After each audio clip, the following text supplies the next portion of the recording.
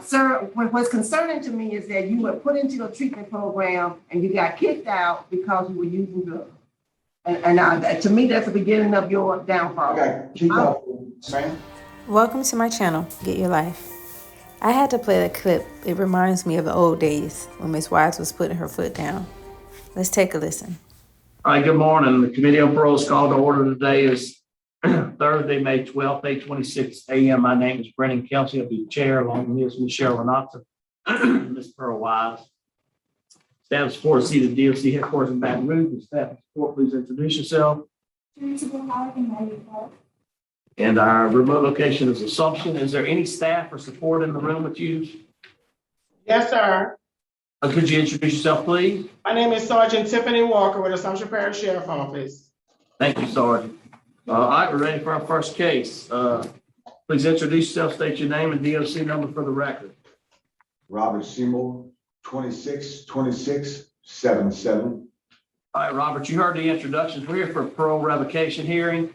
Explain the process to you. I'll read some rule violations. You'll plead guilty, not guilty, guilty with a statement, not guilty with a statement. We'll ask you some questions. You can respond. At the end, you can make a statement. We'll take a vote. You understand the process? Yes, ma'am. Yes, sir. All right, Robert Seymour, DOC number 262677. All right, can you read and write? Yes, sir. And okay, do you have a parole questionnaire in front of you? Yes, sir. That's your signature at the bottom. Is that your signature at the bottom? Yes, sir. All right. Robert Seymour, rule number 2, you failed to submit a report from March 2021 through January 2022. How do you plead? Guilty. Okay. 3, you moved from your listed residence on or about January 2021. You failed to obtain permission to move from your listed residence of 704 West South Street, Opelousas, LA 70570, and have failed to report an address to your agent since that time. How do you plead? I plead guilty. Okay. Number 6, you failed to provide any proof of employment February 2021 through January 2022. How do you plead? Guilty with a statement. With a statement. All right, you failed to provide residence to your agent since 2021. No home visits have been made from February 2021 through January 2022. Your whereabouts were unknown. How do you plead? Guilty with a statement.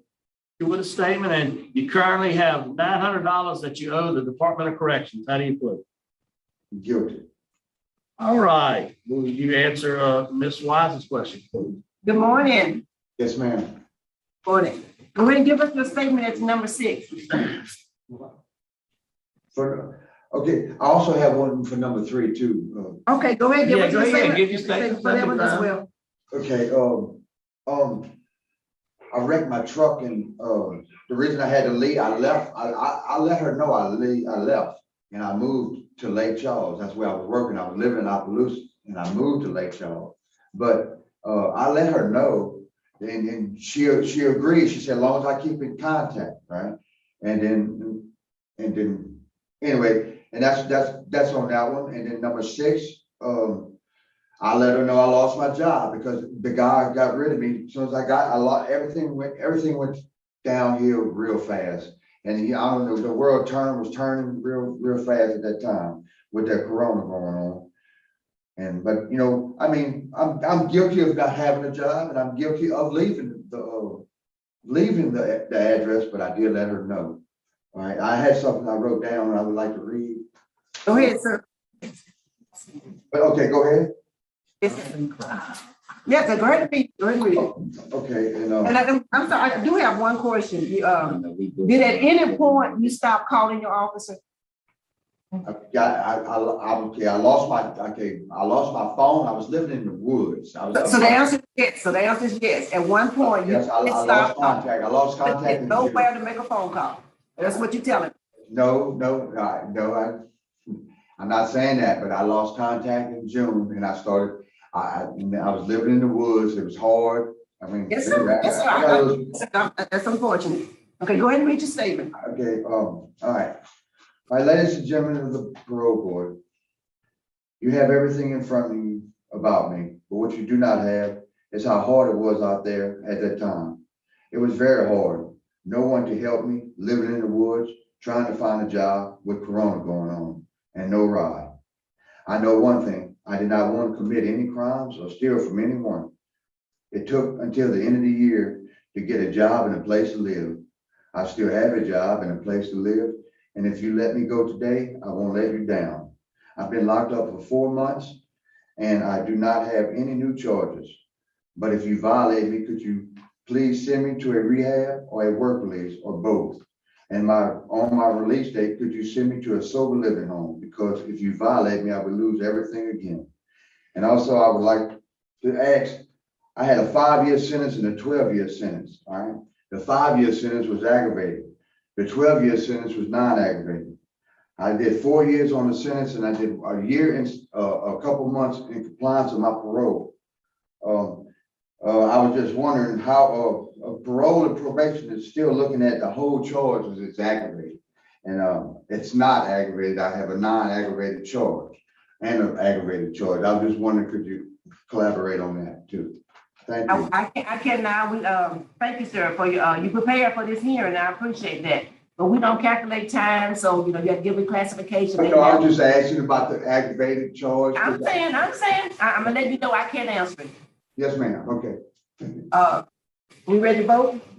Oh, would you like that? Okay. That's what- Yeah, no, and so everything's good. You got your statement, everything's good. Yeah, panel prepared to vote, Ms. Wise? Sir, what's concerning to me is that you were put into a treatment program and you got kicked out because you were using drugs. And to me, that's the beginning of your downfall. Okay, keep up, ma'am. Be quiet, I'm voting now. Based on your guilty plea to all the allegations, my vote is that you be revoked.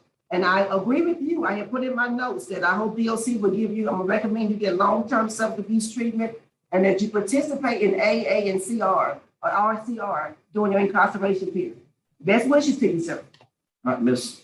Renata? My vote, also, Mr. Seymour, is to revoke because you plead guilty to all violations. And I do agree with the need for substance abuse treatment. Good luck with this. And I vote to revoke for the same reason stated. 3 votes to revoke. Today, your parole's going to revoke. Good luck to you. And we'll adjourn at 8:33 at Assumption. Thank you. Can I ask you a question? Oh, yeah. Should he have gotten revoked, or should they have sent him to a rehab center as he requested? Thanks for watching. Comment down below, and don't forget to subscribe.